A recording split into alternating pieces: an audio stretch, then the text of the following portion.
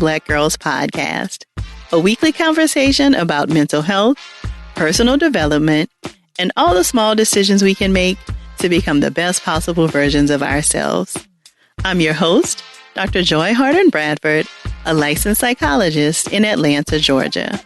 For more information or to find a therapist in your area, visit our website at therapyforblackgirls.com.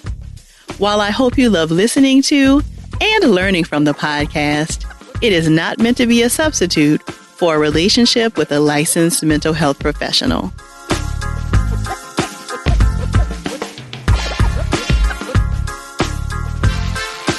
Hey y'all, thanks so much for joining me for session 244 of the Therapy for Black Girls podcast. We'll get right into the episode after a word from our sponsors.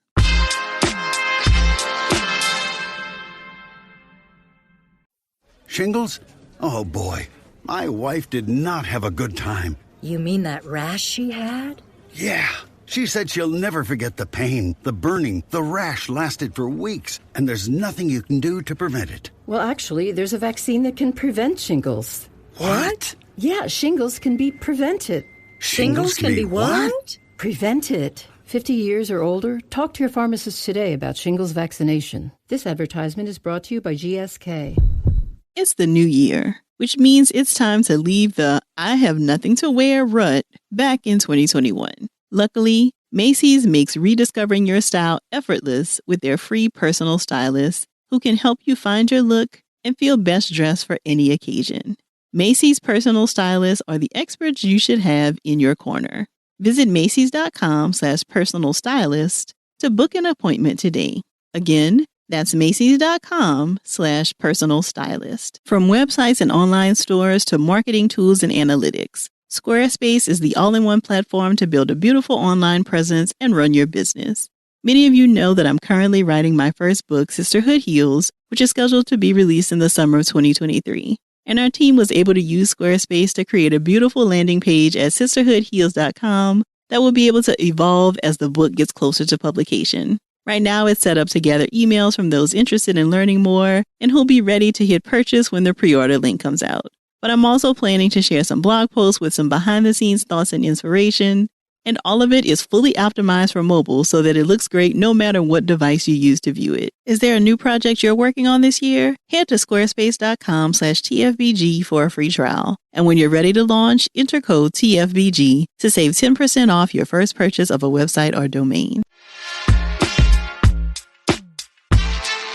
When you think about your dream home, what do you imagine? Is it a hip loft in a downtown area?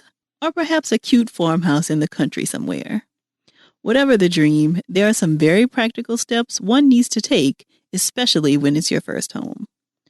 Joining us for part 4 of our January Jumpstart series to coach us and prepare for the complicated yet rewarding voyage that is buying your first home is Rena Upshaw Frazier.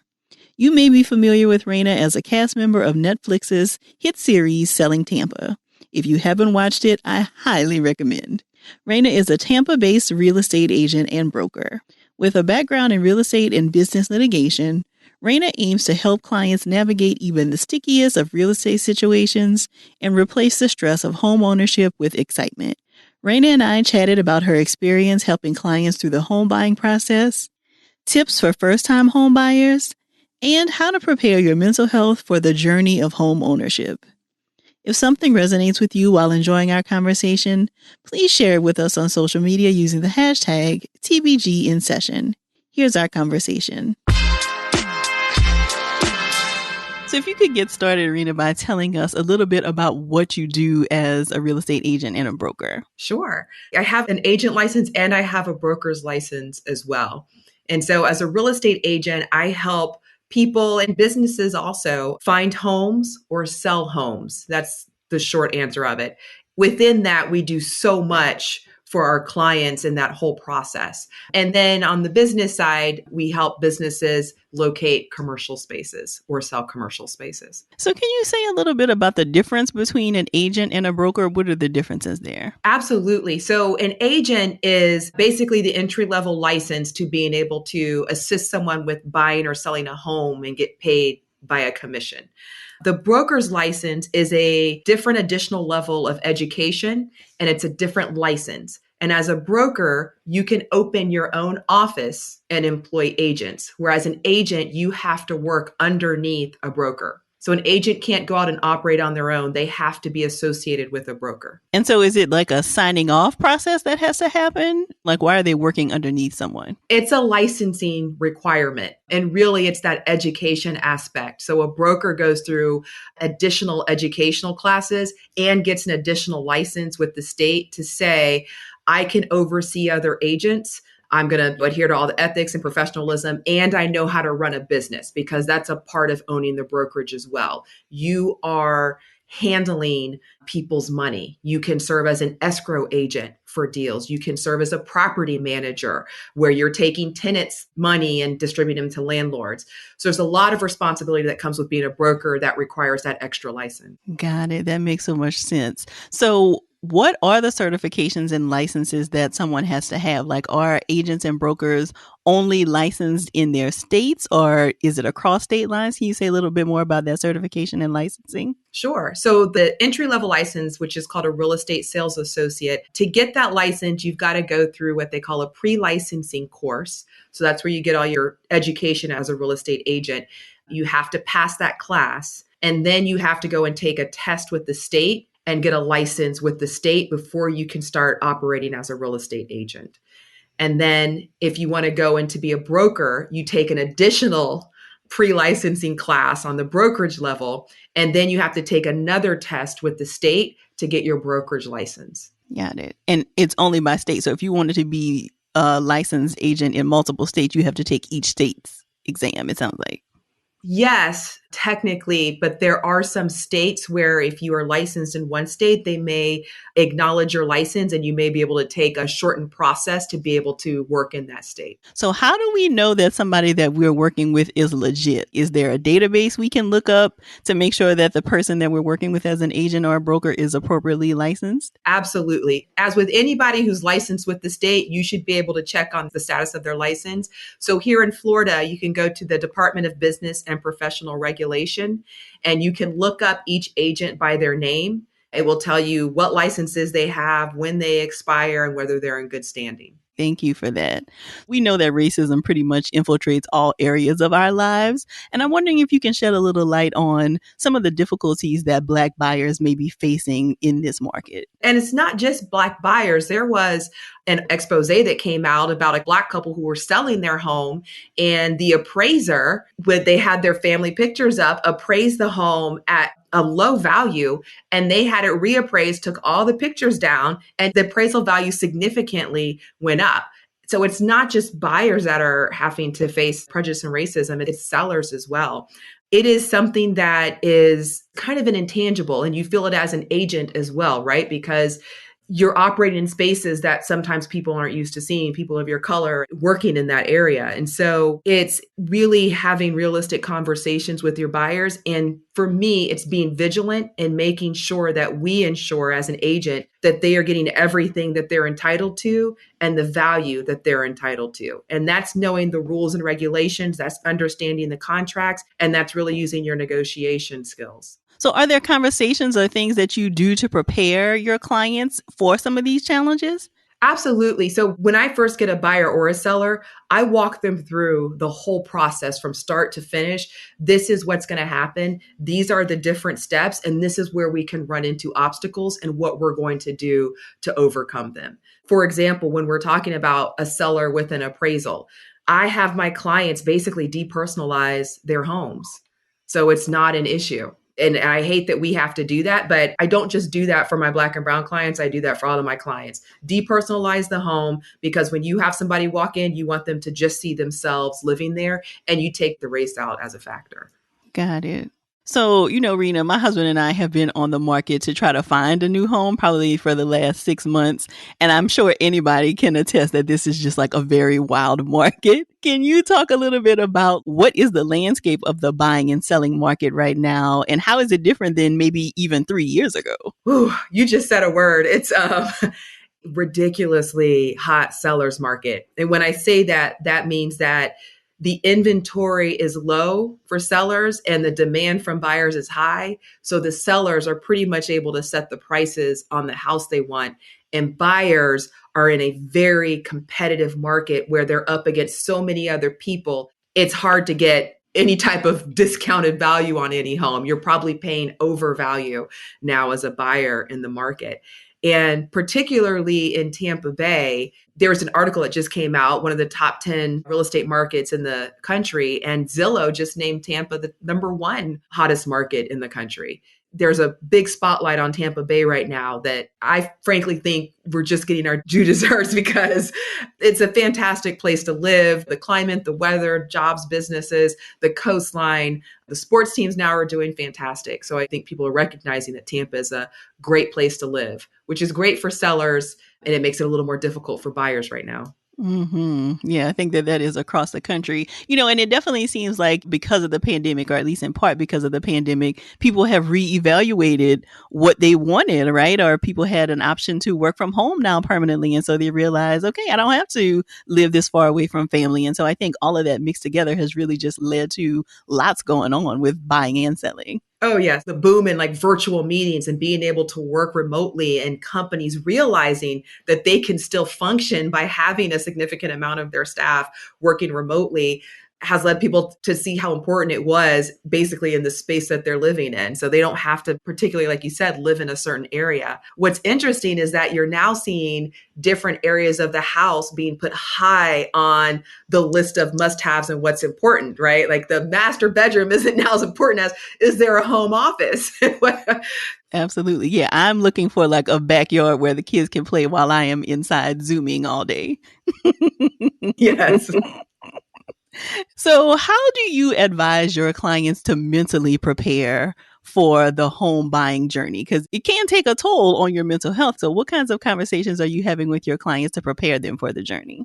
I remember when I bought my first house, going from renting to owning, and how nervous I was about taking on the responsibilities of now maintaining that house and paying the bills on that house and somebody else not being responsible for the upkeep. And I always harken back to that when I'm working with first-time home buyers. And one of the biggest things that I think helps is to, at the very front, walk them through the process. These are the steps we're going to take. And then also to make sure that they're prepared to make that leap, which is make sure that when we're talking to lenders that they have everything they need in place, that they've checked their credit score, that that's not going to be a surprise to them, that they've saved up enough money for the down payment and for the closing costs, and that that's not going to be a surprise for them. So really it's about preparing them so that they're not surprised down the road by anything that happens. Have you noticed that there are things that come up for people that might discourage them from entering the home buying market right now? Absolutely. One, the market, the way it is, I think buyers are getting nervous about having to compete as fiercely with other buyers, depending on what price bracket that they're in. And I think that causes some concern for buyers. I've talked to people who want to sell their home, but the rental market is pretty high right now too. So they're concerned about selling their home because they're not really saving money by renting. And then they're concerned they're not going to be able to find something to buy.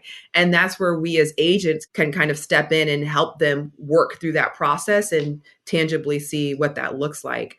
But I think what you also hear concerns about are, am I going to be able to afford this? What if there's an emergency? What if it's a money pit? What if I buy it and then the roof leaks and I didn't know it leaked? Am I going to be able to fix that? Do I have recourse?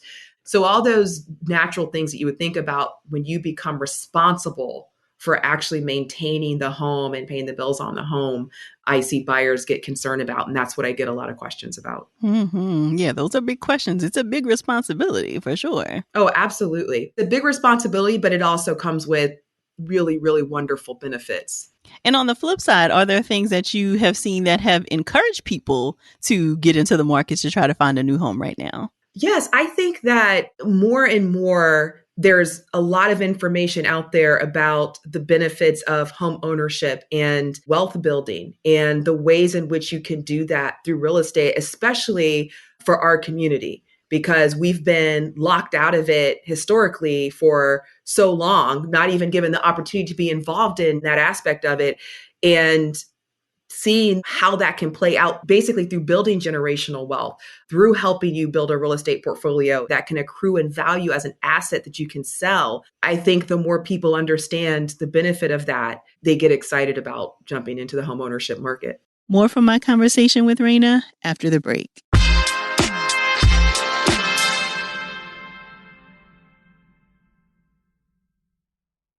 This segment is sponsored by Novo Nordisk.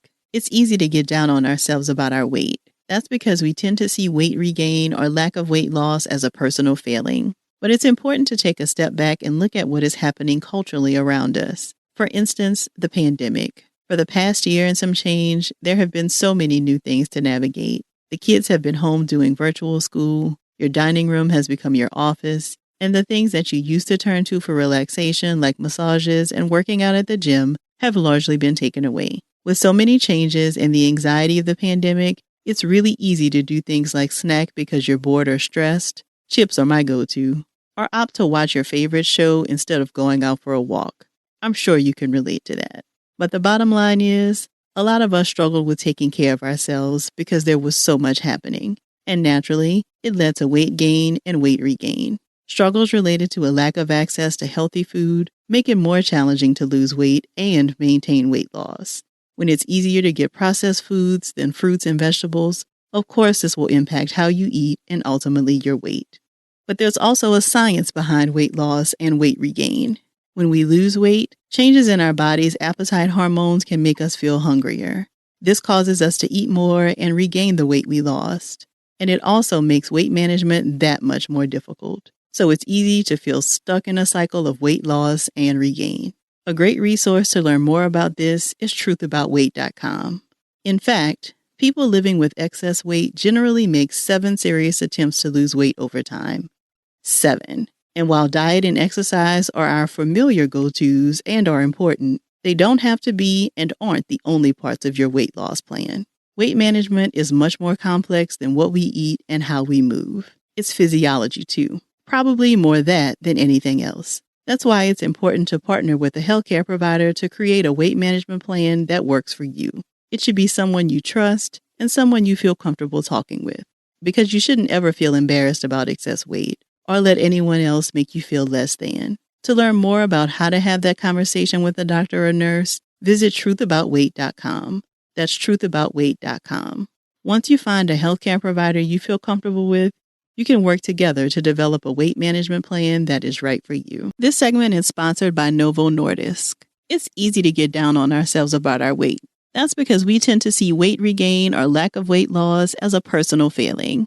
But it's important to take a step back and look at what is happening culturally around us. For instance, the pandemic. For the past year and some change, there have been so many new things to navigate. The kids have been home doing virtual school, your dining room has become your office, and the things that you used to turn to for relaxation, like massages and working out at the gym, have largely been taken away. With so many changes and the anxiety of the pandemic, it's really easy to do things like snack because you're bored or stressed. Chips are my go-to. Or opt to watch your favorite show instead of going out for a walk. I'm sure you can relate to that. But the bottom line is, a lot of us struggle with taking care of ourselves because there was so much happening. And naturally, it led to weight gain and weight regain. Struggles related to a lack of access to healthy food make it more challenging to lose weight and maintain weight loss. When it's easier to get processed foods than fruits and vegetables, of course this will impact how you eat and ultimately your weight. But there's also a science behind weight loss and weight regain. When we lose weight, changes in our body's appetite hormones can make us feel hungrier. This causes us to eat more and regain the weight we lost. And it also makes weight management that much more difficult. So it's easy to feel stuck in a cycle of weight loss and regain. In fact, people living with excess weight generally make 7 serious attempts to lose weight over time. 7. And while diet and exercise are our familiar go-tos and are important, they aren't the only parts of your weight loss plan. Weight management is much more complex than what we eat and how we move. It's physiology too, probably more than anything else. That's why it's important to partner with a healthcare provider to create a weight management plan that works for you. It should be someone you trust and someone you feel comfortable talking with, because you shouldn't ever feel embarrassed about excess weight or let anyone else make you feel less than. Once you find a healthcare provider you feel comfortable with, you can work together to develop a weight management plan that is right for you. Shingles? Oh boy, my wife did not have a good time. You mean that rash she had? Yeah, she said she'll never forget the pain, the burning, the rash lasted for weeks, and there's nothing you can do to prevent it. Well, actually, there's a vaccine that can prevent shingles. What? Yeah, shingles can be prevented. Shingles can be what? Prevented. 50 years or older? Talk to your pharmacist today about shingles vaccination. This advertisement is brought to you by GSK. So you have already talked a little bit about some of the financial pieces. So in terms of credit score and all of this stuff, can you talk in more depth about some of the financials that we want to be reviewing before we even start this process? Oh, yes. Probably the most important aspect financially, if you are going to be getting a loan, is your credit score, because that's going to dictate the interest rate you get. It's going to dictate the type of loan package that's available to you. And so making sure that your credit score is where it needs to be for you to get the best benefit from the loan, that's important to do up front. And there are programs out there, if your credit score isn't where you want it to be, that can help you get it up, and that can help you understand what to pay off and what to do to increase your credit score, that you have some time to take advantage of. The second thing financially that's very important is making sure that you have saved up enough cash to make the down payment and to pay your closing cost. And really, you're going to want to save up cash for at least a year of emergencies or anything that may come up above and beyond your normal bills for the home. And so that's second financially what you want to take care of. So those are two big things that you want to handle financially when you're going into home ownership. Is there a formula that we should use to figure out how much we might need for a down payment and closing costs? Sure. So the down payment is going to be determined by your lender and the type of loan that you get. And it can range anywhere from, as a residential home buyer, from 3% to, I've seen it go up to 10%. If it's your second home, you may be putting 20% down. And the down payment is really the lender saying you got to have some skin in the game too. So we're making you put some of your money into the purchase of this home. So we're only going to lend you 97% of the value of the home, or we're only going to lend you 90% of the value of the home. And you've got to come to the table with cash for the other 10% or the 3%. What you put down is going to be dependent on a couple of things. For example, your credit score. How good is your credit? Because that gives the bank assurances that they're going to be paid back on the loan. It depends on your income, depends on cash flow, your history. So there are several things that go into what your down payment is going to be, but expect anywhere between 3% and 10%. Closing costs are the additional expenses that you'll have associated with buying the home. Those are things, for example, your title insurance. That is insurance that assures that you have good title to the home, and you're going to pay a premium on that. Your lender is going to have a policy on the home that you're going to pay a premium for. And that's basically securing the lender in that if something happens with the home, they have an insurance policy. The appraisal the buyer usually pays for. And here it's around like $400 to $500. That's a closing cost. The property taxes, they're going to be prorated depending on when you buy the house. You're responsible for the taxes after your purchase, which you'll typically pay at the closing table. If there's a homeowners association involved, there could be some transfer expenses associated with that. So there are different costs that go into the closing cost. And I usually estimate about 3 to 4% the value of the home that you can expect to also put down in closing costs. Sometimes it's a little less, sometimes it's a little more. Got it. So this definitely is something that you need to be planning for. Most people can probably not wake up and say, you know what, I'm going to try to find a home this weekend kind of thing. Like it definitely is something that involves some forethought. Right. You're going to want to be saving money and putting money aside so that you can pay for all of those. There are programs that can help first-time home buyers and really other home buyers with down payment assistance. You can definitely get gifts from family members. You cannot take a loan to pay for your down payment. That's important to understand. You can't get a loan from a friend or family to pay for the down payment. If you're going to be relying on a gift or something from somebody, the bank is usually going to make you submit an affidavit and make them submit an affidavit that it's not a loan that you're getting. For the most part, yes, it's very important that you save up that money depending on the price point of the home that you're going to be buying that you have enough in the bank. Got it. So I just want to do a little bit of like vocabulary for people who this might be their first time and they're trying to figure all this out. When you say down payment, what do you mean? Down payment is money that you are going to be paying at closing to purchase the home that is not covered by what the bank is loaning you. That is money that you're paying out of pocket towards the house. Got it. And what about interest rates? Interest rates are the cost that the lender is charging you to borrow money from them. That is usually part of your monthly payment to the bank. A part of that is going to be interest, which is not going towards paying down your loan. That's just going to the bank. And then part of that payment is going to be principal, which is paying down the amount that you've borrowed from the bank. And interest rates vary. Not too long ago, they were in the 2% here. I think now they're in the maybe 3 to 4% for interest for borrowing money. And so that is the cost that you're going to pay for having to use someone else's money, the bank's money. Got it. And what about loan terms? Can you explain what that means? So loan terms are basically the conditions of you being able to borrow the loan. So for example, one important term is the length of the loan. So you may have 30 years to pay off the loan. That's the actual term of the loan. It's a 30-year loan. And that's the standard amount of time that you would have to pay off the loan. Other terms could be, for example, is there a prepayment penalty? If you come into cash or if you sell your house early, is the bank going to charge you a penalty for paying off the loan early? There are going to be provisions in the loan about default. What do you do to cause the default? And if there's a default in the loan, what does the bank have to do to start to foreclose? Which is what the bank's option is if you don't abide by the loan's terms. The interest rate would be part of the loan terms, what they call an amortization rate. So there are a lot of different conditions of the loan that are going to be set forth in your contract with the bank. Got it. And what about mortgage insurance? So mortgage insurance is another way that the bank basically secures their position should something happen with the loan. It's usually called purchase mortgage insurance, and it is usually charged to a buyer when they don't put down at least 20% on a loan. So your standard buyer is going to put whatever the bank requires, 3% up to 10%. And then they're also going to have to pay the PMI, the purchase mortgage insurance, on top of that, which is a fee, basically like a monthly interest fee that the bank is charging for you to borrow their money, but you're not putting more than 20% down on the home.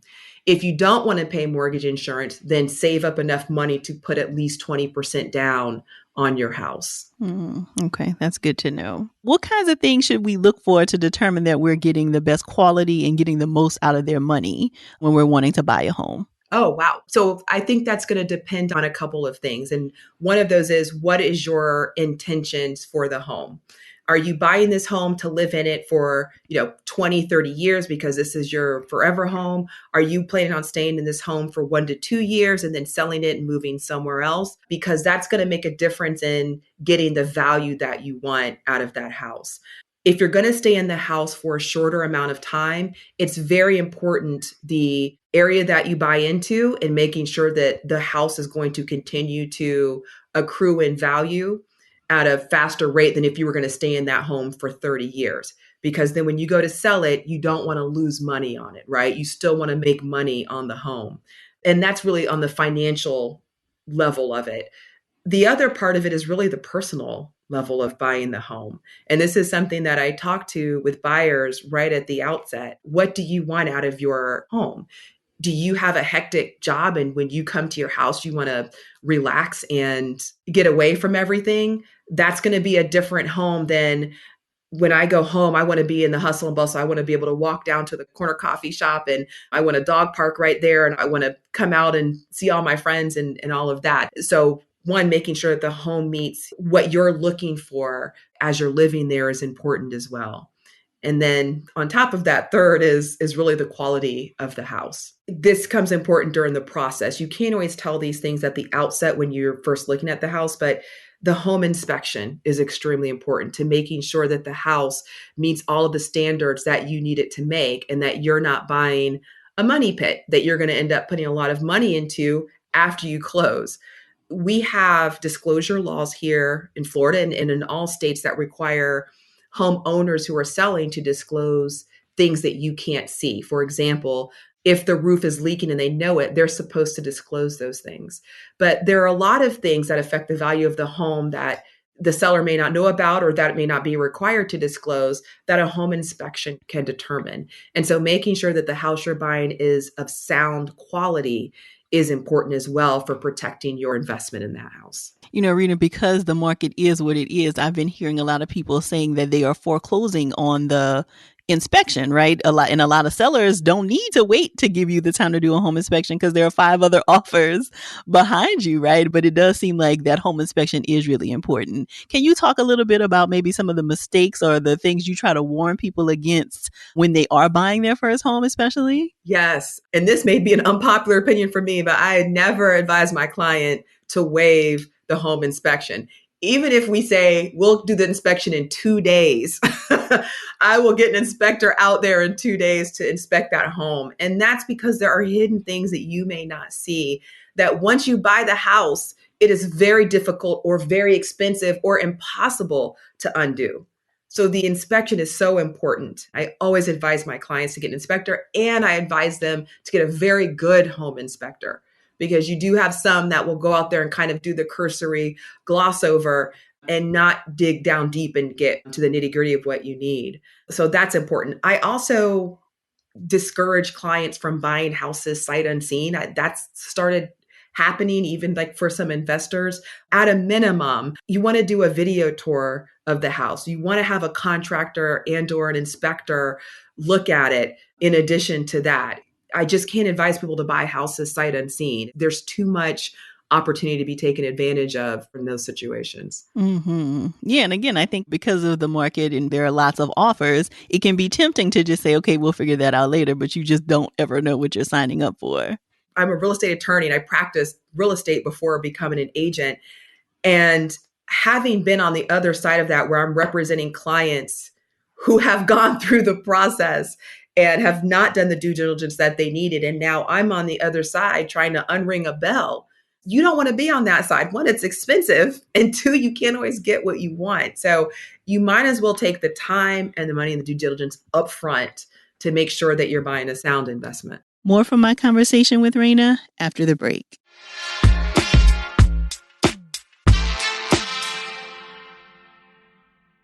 Fellow oldest children, I know you will feel my pain. Why is it that the oldest child grows up with the strict rules, but the younger ones always seem to get away with everything? There's no way I would have been allowed to do some of the things my younger brothers have.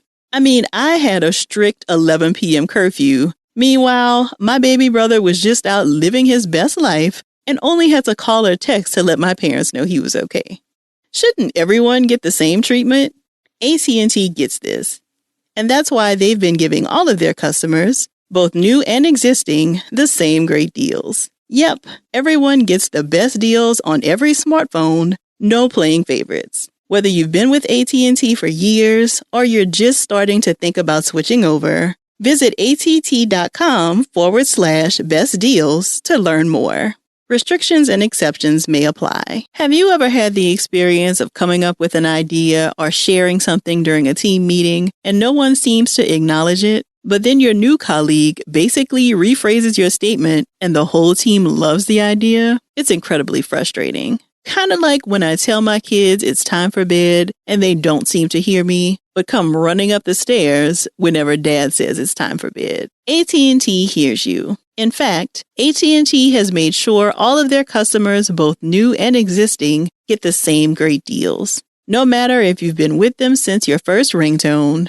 Do y'all remember when we first got the chance to customize ringtones? Or you're looking to jump now? At AT&T, everyone gets promoted to the best deal. Check out smartphone pricing for everyone at att.com/best deals. Restrictions and exceptions may apply. Looking to start some better habits for yourself this year? Start with making sure you're not overpaying for your prescriptions. To do that, make sure you're always checking GoodRx to help find the best price for your prescription medications.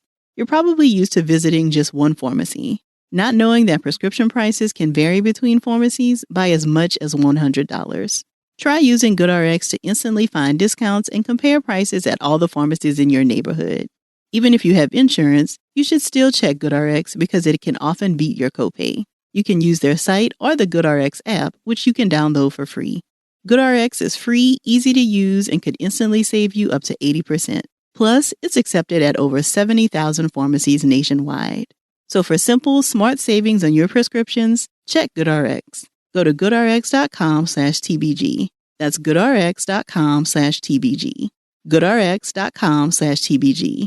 GoodRx is not insurance but can be used instead of insurance. In 2021, GoodRx users saved an average of 79% on retail prescription prices. So you already mentioned a couple of people that it sounds like we would want to have on our team. So you've talked about an inspector, a contractor, a realtor, a broker. Are there other people we would want to ally ourselves with or have on our team when we are starting this process? Yes. One, your lender is very important. Different lenders offer different packages, different types of loans to buyers. Some are much better with first-time home buyers and the different types of incentives they can offer to first-time home buyers. Some are better for second home buyers. Some are better for investors. So your lender is important. And they're such an important part of what you're doing. You want someone that communicates well.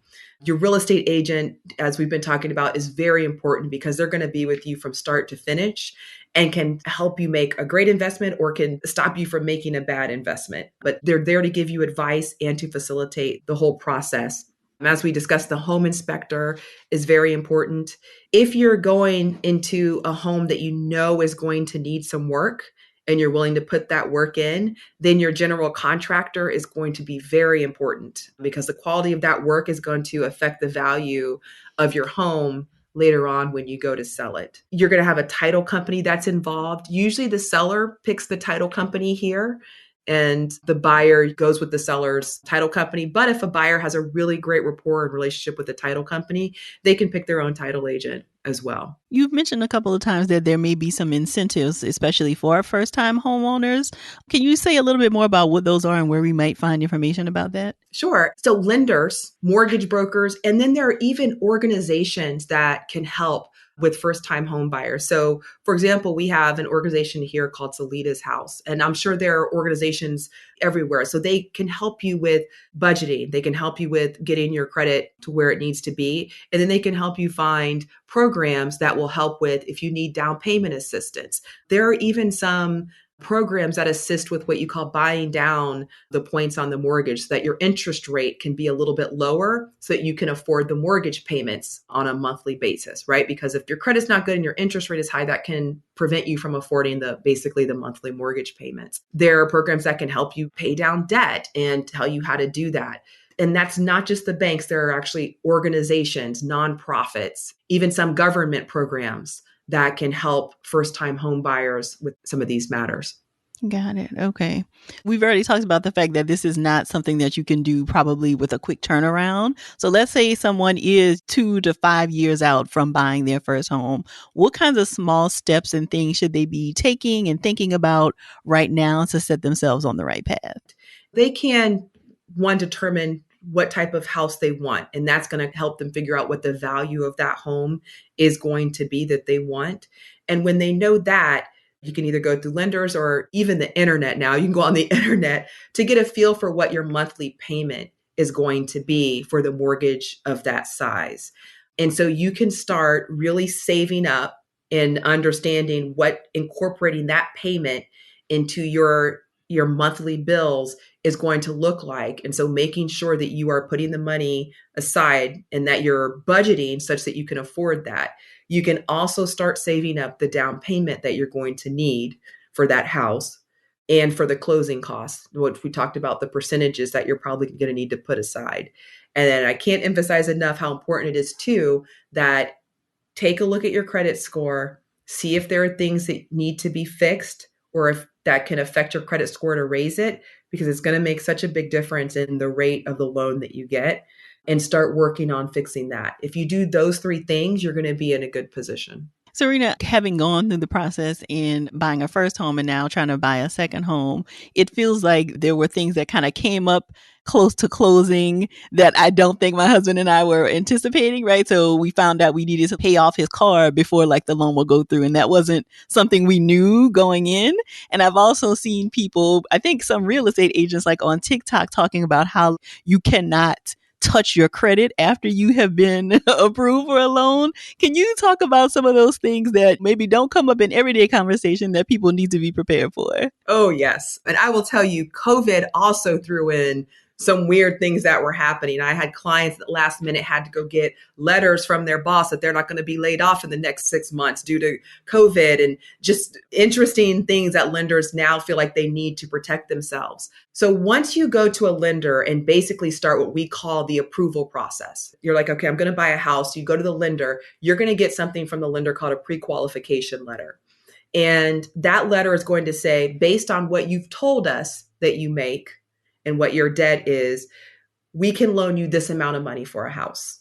And you're going to have to put this amount of money down if we loan you this amount of money. Once you find a house within those parameters, then you start the pre-approval process. That's a little bit different. Pre-approval is when you've actually turned in paperwork and things to the bank. And now they're saying, okay, now we've verified this information. And so we can say you are approved for this loan. That's not the final step, because then the loan is going to go through underwriting. Once it gets in underwriting, they may require all different kinds of documents and proof of this. Did you pay off this?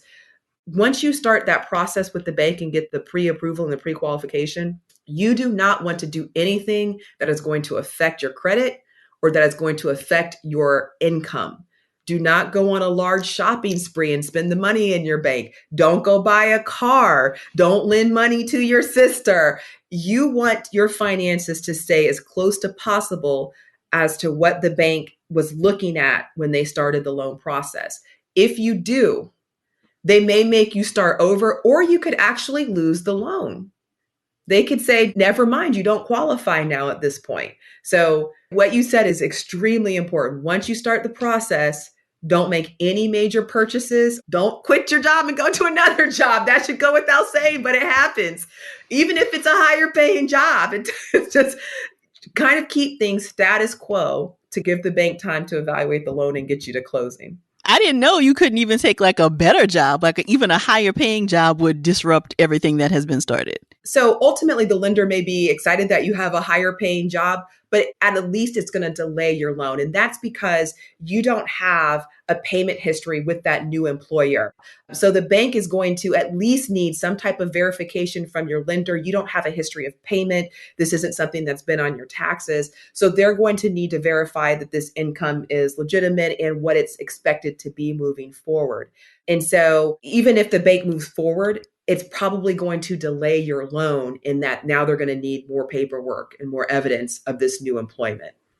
Got it. Can you share some of your gold nuggets and your incredible negotiation skills? Like what kinds of things are you adding to the deal for your clients to like try to score them the home of their dreams? So when I go into any negotiation, the first thing I do is make sure that I understand the contracts and the terms backwards and forwards. And I will tell you, you will be miles ahead of a lot of people who don't even really understand the contract terms and their rights and responsibilities under the contract. So I always make sure I go back and review the contract whenever I'm about to go in and ask for a negotiation.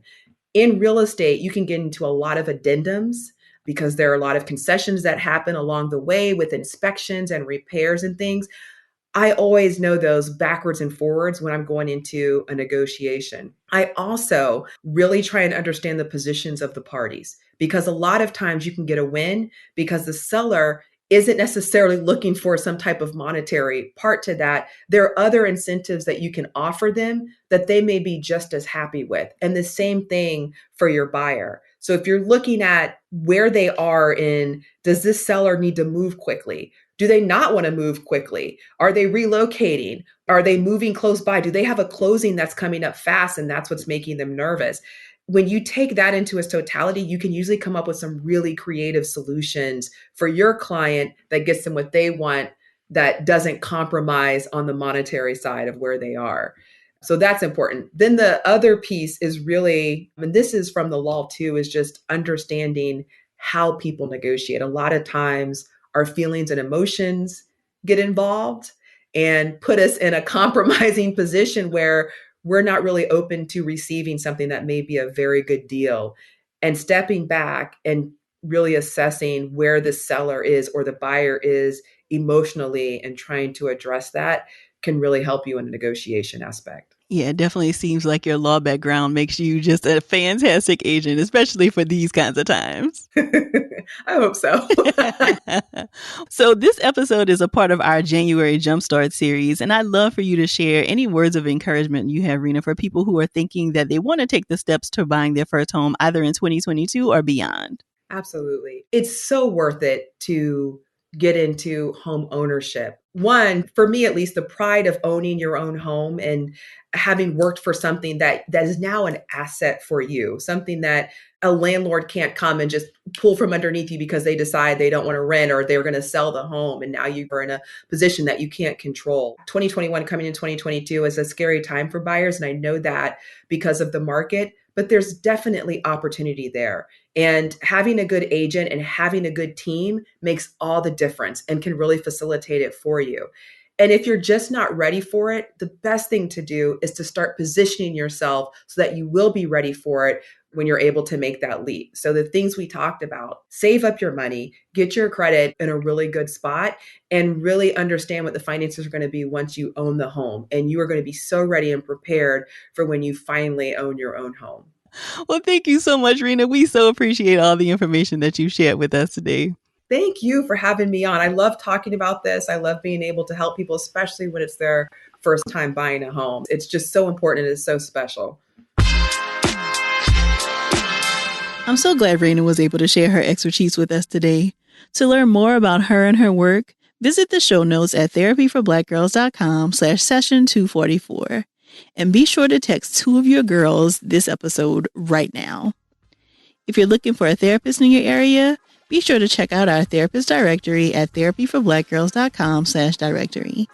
And if you want to continue digging into this topic or just be in community with other sisters, come on over and join us in the Sister Circle. It's our cozy corner of the internet designed just for Black women. You can join us at community.therapyforblackgirls.com. This episode was produced by Frida Lucas and Elise Ellis, and editing was done by Dennis and Bradford. Thank y'all so much for joining me again this week. I look forward to continuing this conversation with you all real soon. Take good care.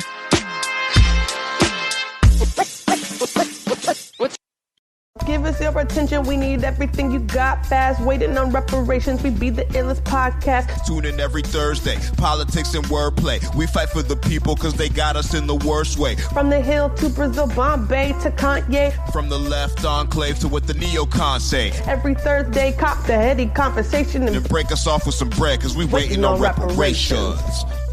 Listen to Waiting on Reparations on the iHeartRadio app, Apple Podcasts, or wherever you get your podcasts.